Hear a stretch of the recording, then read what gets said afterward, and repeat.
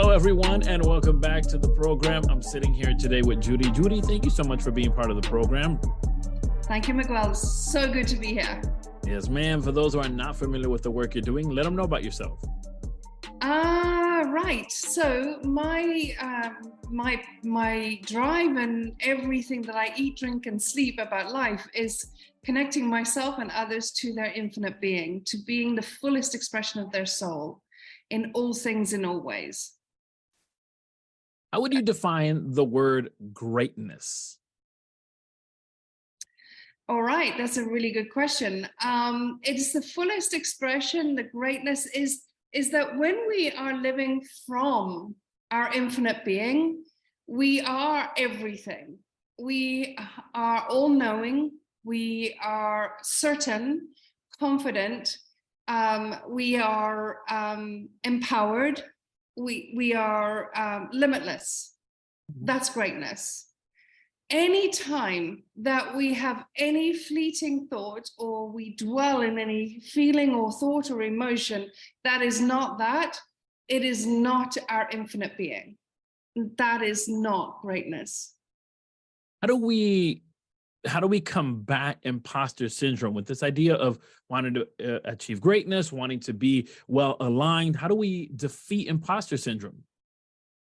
Imposter syndrome is what I call interference. It's energetic interference. It's not ours. It's not, but doesn't belong to us.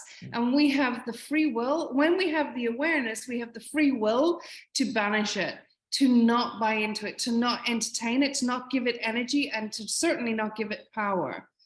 Because when we understand that if we're feeling imposter syndrome, when we understand that is not what the infinite being would ever let us feel, ever want us to feel, then you know, hold on a second, it's not really mine, it's not mine, it's not me. I'm not going to give it energy. We have once we have awareness, we have free will. Awareness brings free will. And you're saying awareness to one's potential, one's ability, or just awareness to that spiritual side of one's individual? It's awareness that your infinite being is everything. It's like I have three sort of foundational principles. One is that we are one with everything. We are of this world. We are of this planet. We are one with everything, the universe. You could get deeply spiritual or just deeply cosmological about it. Okay, if that's a word, it doesn't really matter.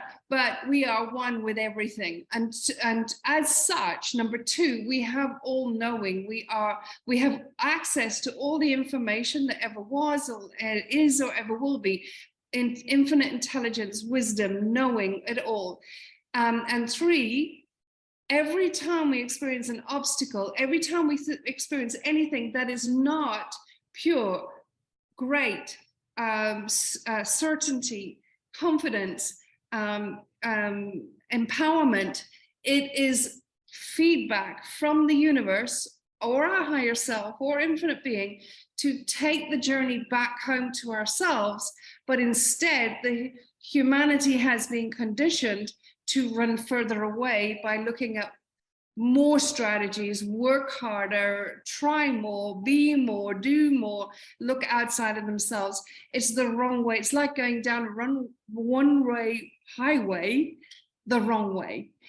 It's counterintuitive, but the way to overcome all of that is back home to oneself. Okay, so I know my infinite being is all-knowing. It has all wisdom.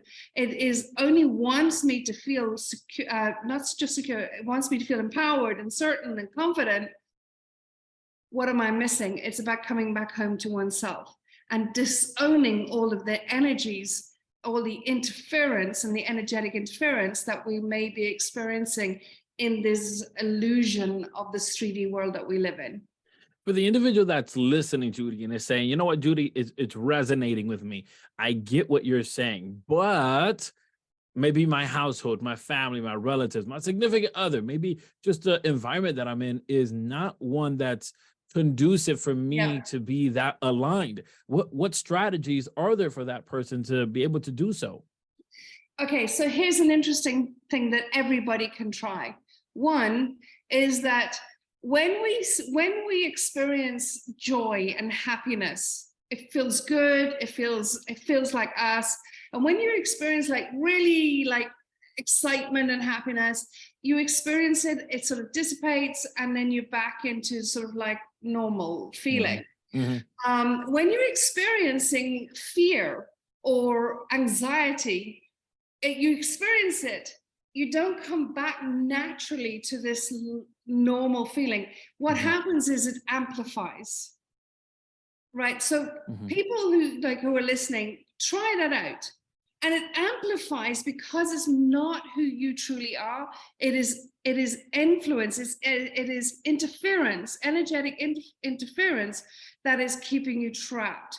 And it's because of the way in which we live in this society and the illusions that we live within and the conditioning we have created, energetic interference that keeps us trapped and blind to the illusions of what the truth is.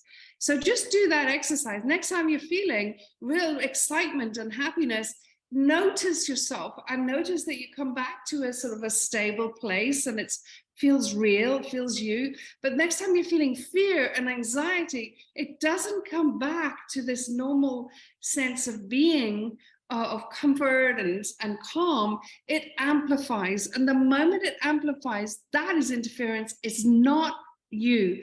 And once you have that awareness, we have free will, and we have the choice in that moment to either buy into that and give that more energy, or to say, you know what, I choose to be the master of my destiny rather than victim of my history. I choose to live in complete and alignment with my true authentic self, which is our infinite being.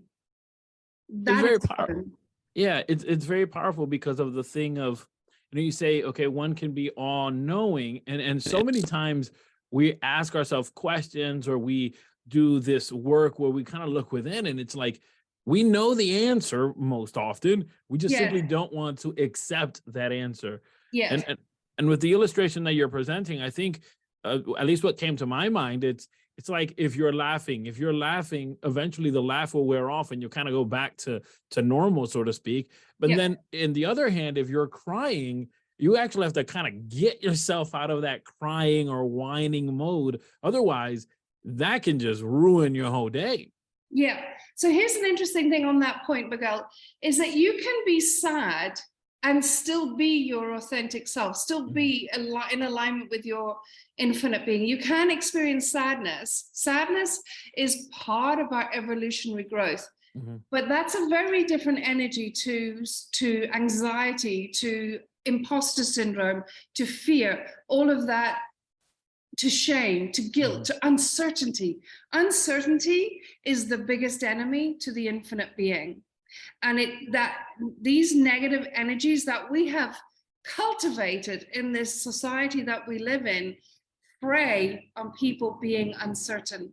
And when you are aware that that's how you're feeling, again, we have free will. We can choose to give that energy, or we can choose to give to lean back into our infinite being. Yeah, I very much agree with the term of free will, because I think oftentimes people think, well, things are predestined. It's just going to be, and there's nothing I can do about it. But of course, the idea of free will is that you have the ability to elect. And as you're saying, once the individual becomes aware of their current state, then they can make a proper choice of, do I want to live this way, or how do I want to live? Yeah. And another way, one of the things that I say is either you choose to be the hurricane in your life, or a leaf in the wind of life. We have a choice. And really and truly, all we do is, when we are a leaf in the wind of life, we are subject to the agendas of everything and everyone outside of us and around us. That doesn't lead to an empowered life. That doesn't lead to a life of prosperity. That leads to a life of frustration. So I personally choose being the hurricane in my life. Right. When the new year starts, we see so many people that are filled with so much optimism of what the year is going to be in. And we have individuals who either set up a New Year's resolution, these goals that they want to accomplish throughout the year. And then there's another individual that may set up a one word, and this one word anchors everything that they do in that year. On this Yes. spectrum, where do you lie? Are you more of a one word person, or are you more of, resolutions and goals? Oh, I'm a word person. So every year it means something different for me. Like this year for me is mystical miracles. That's my Mm. year. That's my intention. And where you put your focus is where you put your energy, and where you put Right. your energy is what you create. And I have been creating mystical miracles. The problem with goals is the illusion, again based on the conditioning of society, is every time because goals are binary, either you achieve a goal or you don't. And what we typically do, because we are so interfered with energetically, what we typically do, if we don't achieve a goal, we feel a failure. Instead of saying, okay, I didn't achieve it, but what did I achieve? So I rather set a context for my year. That's what I do. Awesome. If there was one word that you can have to be the one word that encompasses all your life's work, what would that one word be?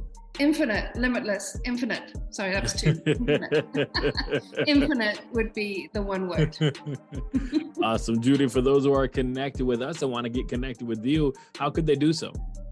I have a fantastic Facebook group called Attuned to Wealth. Come and join me there. We do some fun stuff all about connecting with our infinite being. Awesome, Judy. Thank you so much for being part of the program. Thank you so much, Miguel. Yes, ma'am.